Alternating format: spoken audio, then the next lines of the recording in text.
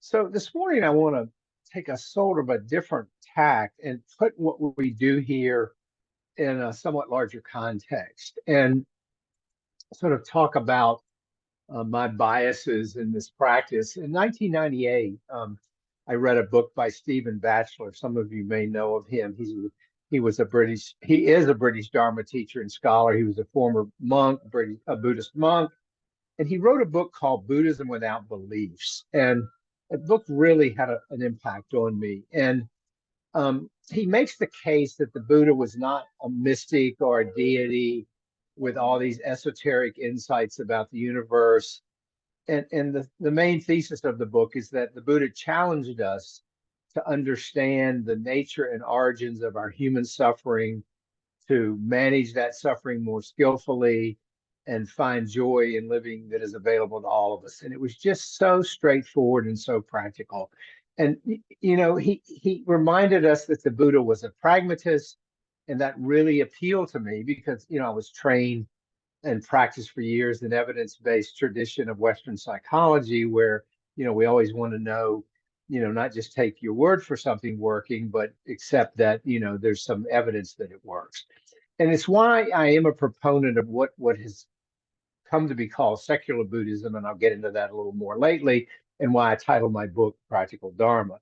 And what I love about secular Buddhism is that it takes us out of the realm of religion into a philosophy of life. So it's compatible with any other belief system, any other faith tradition, no faith tradition at all. I mean, it doesn't require that we take a creed or, accept things, of a more metaphysical nature.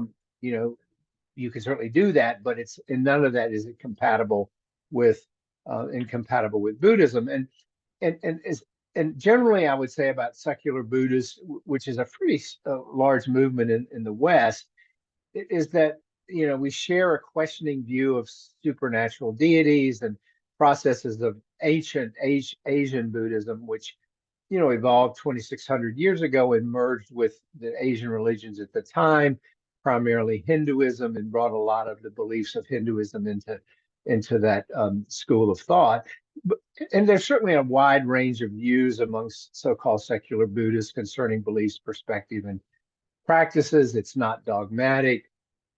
There's no orthodox secular Buddhism. But what is shared is a practical framework for a more modern and compassionate life. And that's really what appeals to me. The emphasis is on what works to reduce suffering and seeking more joy. It's about awakening in the context of in which we find ourselves in our day-to-day lives. And it's a framework it's a pragmatic approach to human flourishing. It doesn't necessarily require us to embrace metaphysical beliefs or religious truths. You can certainly have those. That's everyone's prerogative. I love that. It gives us all the freedom to believe whatever we want in that regard.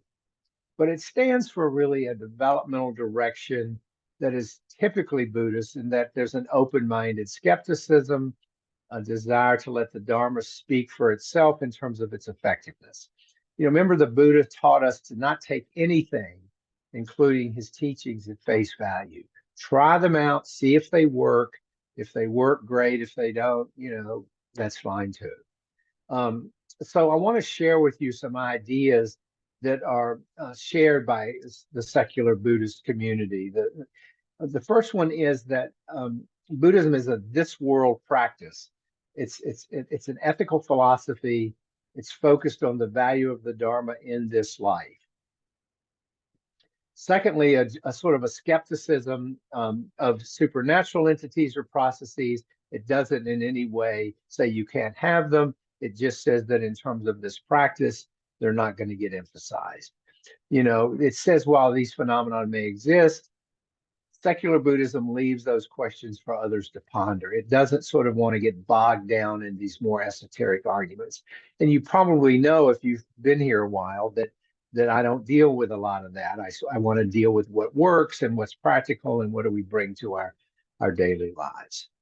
One of the third aspects is that the Buddha is seen as a historical person, not a deity, not a godlike figure. Next is that secular Buddhists, we retain the essential insights of Buddhism. We set aside or don't get too bogged down in cultural notions and practices that are not relevant to our day-to-day lives. Next is that a secular approach emphasizes the pragmatic and ethical dimensions of what the Buddha taught rather than focusing a lot on metaphysical beliefs. And finally, this idea that we need not only transform ourselves, but we want to create a society which promotes the flourishing of all and reduces the suffering of all.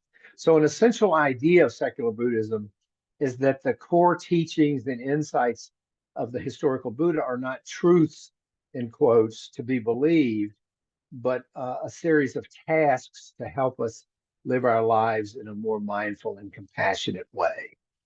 And what Batchelor did in his book was sort of reframe the Four Noble Truths into what he called fourfold tasks, because he believes that the teachings about dukkha, about suffering, are not truths to be believed, but injunctions to transform our lives and promote human flourishing.